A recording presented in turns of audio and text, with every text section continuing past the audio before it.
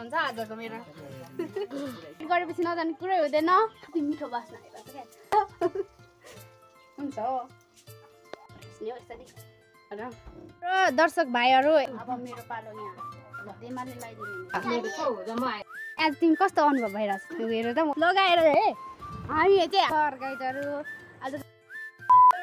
welcome to टिम्सी vlog तपाईहरुलाई मेरो new भ्लगमा welcome छ स्वागत छ आज सबैजनालाई ह्यापी दशैं आज सबै नेपाली व्यक्तिहरुको महान चाड हो त्यसैले म भन्न चाहन्छु मनैदेखि सबैजनालाई ह्यापी दशैं अहिले चाहिँ हैन दशैंको धमाधम तयारी भइरहेछ कि तर घरमा म चाहिँ यता माथि बनाउनु भ्लग बनाउँदै जस्तो आजको मौसम पनि अलि त्यस्तै खराब देखिरहेछ भरे पानी पर्यो भने कसरी डान्स गर्नु चाहिँ मलाई चिन्ता लागिरहेछ क्या अब हाम्रोमा त बिहानदेखि नै माङटिका भन्छ नि त त्यो लाउनुको लागि मान्छेहरू आएकै छ घरमा म जुठो भएर ढुक्कै छु अब माङटिका सकेपछि आङटिका त्यस्तै अनि भरतिर म मामालाई झर्नेछु गाइडहरू त्यसले म अवस्था देखाउने छु तपाईँहरूलाई सो आजको दशैं सबैजनाले मजाले मनाउनुहोस् भनेर म कामना गर्दछु धेरै देश विदेशमा रहेका सबै व्यक्तिहरू तपाईँहरूकै घरमा होस् भनेर तर मेरो साथमा काका हुनुहुन्न र सबै प्रायः जस्तो हुनुहुन्छ मैले सोचेको थिएँ काका आउनुभयो भने फ्यान पठाउँछु भनेको तपाईँहरूको चाहिँ सबैजना होस् म त्यही कामना गर्दछु अब त्यस्तै नै रह्यो कसैको होला सायद अब दुःख नमानिदिनु होला याद आउँछन् के गर्नु यस्तै रहन्छ जिन्दगी अब आफूमा जे छ त्यसैमै खुसी हुनु होला जस आजको लागि ह्यापी दशैं गाइजहरू अझै हेरिरहनु होला अब भएतिर सिटमा जानु पर्दैछ नि त भाइहरूसँग अब मलाई होइन म यता केटालाई फोन गरिरहेको छु कि अब केटाहरूको बाइक भयो भने म ल्याउने कि छाती लगन आइहाल्छ लगनको कुरा गर्नुहुन्छ लाग्नु पर्यो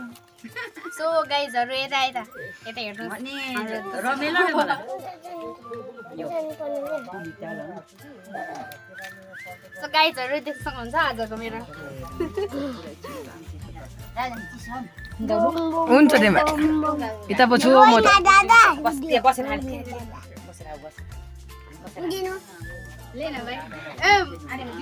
बोल्नु पर्ने छ क्या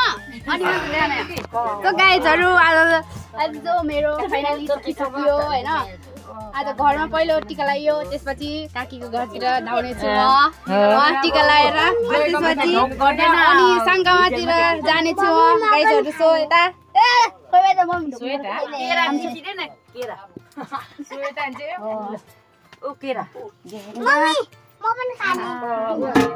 हेर्नुहोस् है हाम्रो केराहरू यता लङ्घनै छ ढुङ्गे गएको छ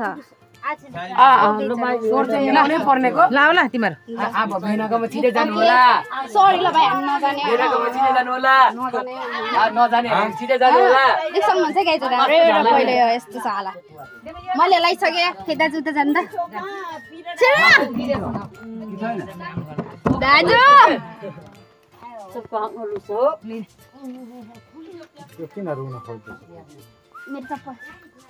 सो गाइजहरू मैले लगाइसकेँ अब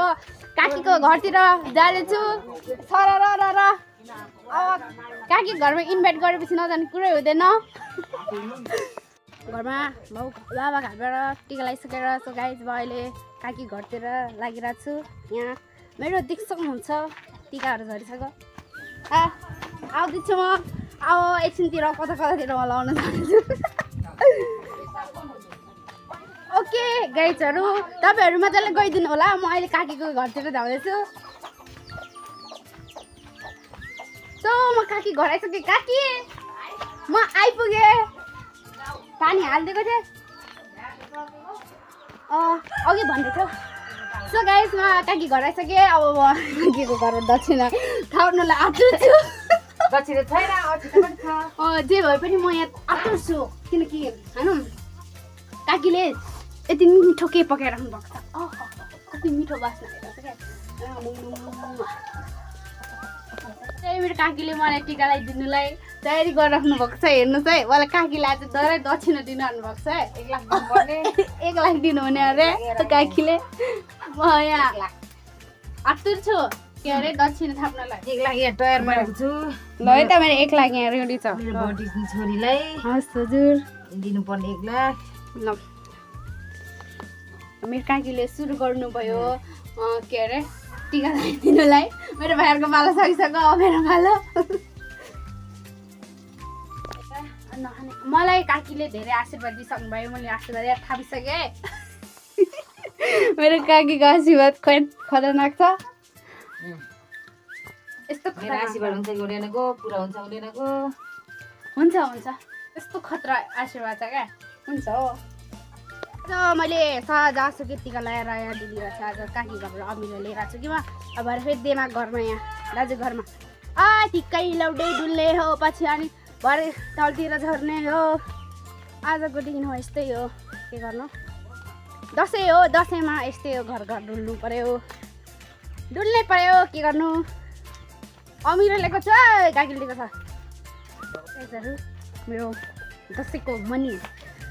राख्नु जानु परेन के पो भन्छ त्यो खुट्रामा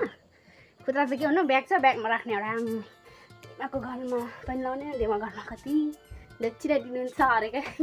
अब यसो हल्का फुल्का त आश गर्नु पऱ्यो नि हेर्नु मेरो अब मनी ब्याङ्क चाहिँ कालो देखिन्छ क्या धुलै कालो पऱ्यो मेरो क्युटीहरू सुतिरहेको छ दसैँ के गर्नु अहिले चाहिँ दसैँ जस्तै लाग्नु थाल्यो है अब कि त के नि अल्छी लाग्दै थियो अहिले दसैँ लागिरहेछ मलाई ओहो अब एकछिनमा फ्यान खिच्ने हो यसरी र काहीँ घरमा फ्यान खाएको थिएँ जिब्रो खलास मर्चला भयो ल हामी यहाँ दाजु घरमा टिका लाउनुको लागि आएको त भाइ छैन कता हराइ गयो यार अब आयो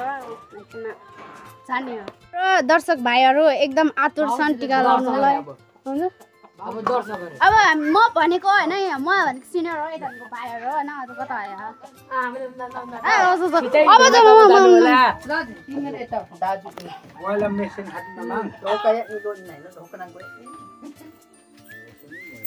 आइपुग्यो हाम्रो अब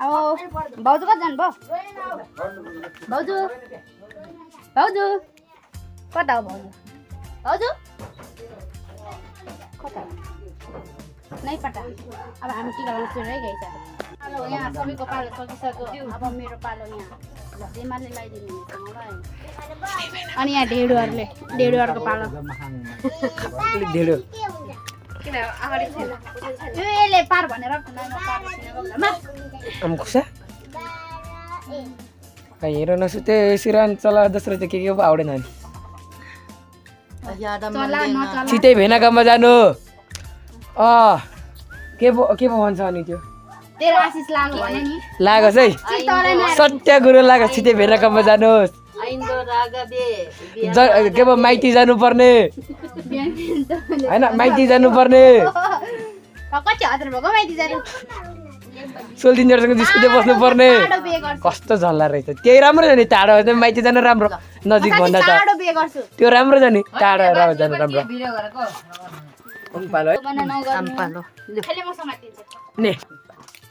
राजा नै बोरोको पालो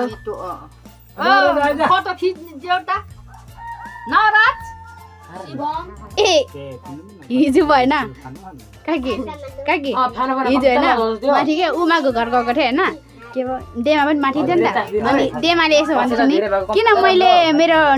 नौराजको नाम नौराज राखिदिएँ भनेको थियो क्या बुहारीलाई धेरै बुहारी नहेर्नु तर छैन है मेरो चाहिँ ओ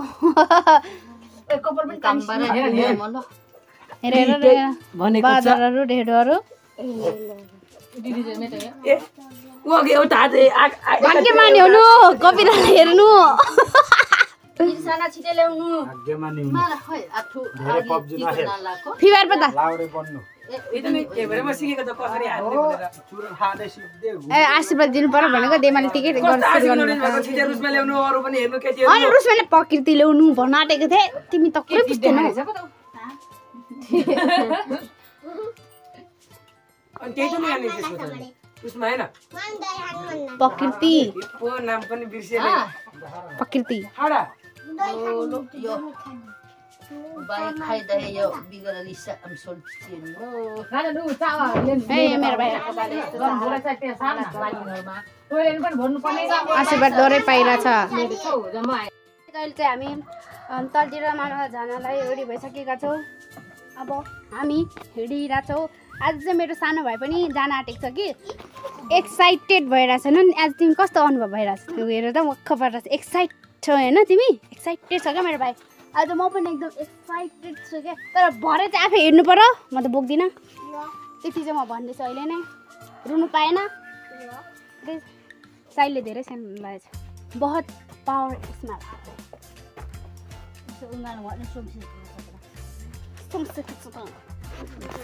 मनै गाइजहरू हामी हिँड्यौँ है त बाई मम्मी ए छाता फेरि बस ल हामी हिँडिसक्यो आज भारी अलिक गरौँ छ मेरो एकपट्टि ल हिँड्यो है त चलियो तलतिर अनि भरे आएर मेला बेच्नु पर्ने छ यहाँ पानपुरी गम के गम खानुपर्ने छ क्या मेरो सानो भाइ एक्साइटमेन्टमा अगाडि कुदिसक्यो हेरेर हो कुदिसक्यो केटा कुदिसक्यो अब हामी पनि कुदिरहेछौँ ढिलो भइसक्यो कहिले तल पुग्नु गए गाइजहरू जो हामी अहिले आधी बाटोमा हिँडिरहेछौँ अहिले गर्मीले यहाँ ओह्रालो छ र मेरो सानो भाइ एक्साइटमेन्टमा डुगुरेकै छ यो मान्छे किन हो यस्तो अझै तल पुग्नु पर्ने छ कहिले पुग्नुको कोसीको छेउमा हो अहिले त यसको बिचमा पुगेको छौँ हामी यहाँ गर्मीले मर्न लाग्यो सान्टाराम भइरहेछ जिन्दगी मेरो सानो भाइहरू त्यहाँ यस्तो हालत गरेर कुदेकै छ यो अहिले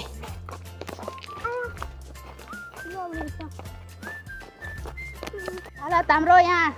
पसिनाले कोसीको छेउछाउमै हो यहाँ अब आइसक्यो बोजूको घर मतलब आउनु बाटो अब गर्मीले यहाँ पसिना भइसक्यो के गर्नु गाइजहरू मेरो सानो भाइ आज साह्रै एक्साइटेड छ होइन उता पहिले यता बोजूको घर जानुपर्छ अनि उता जानुपर्छ है घरतिर हेरेको होइन हाम्रो पछाडि परिहरू आउँदैछ है यता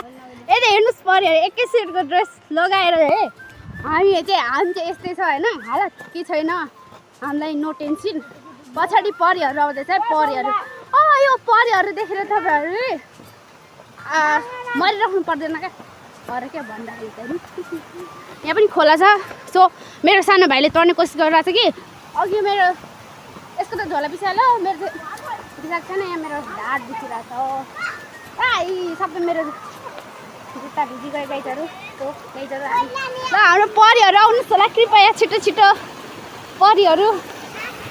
आउँदैछन् परिहरू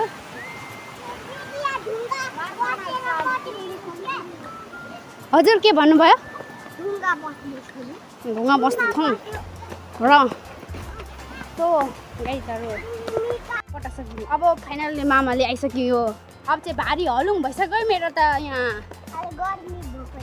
देख्न सक्नुहुन्छ यहाँ हङको यहाँ भनेर वाचिलो कुखुराहरू घुमिरहेछ यहाँ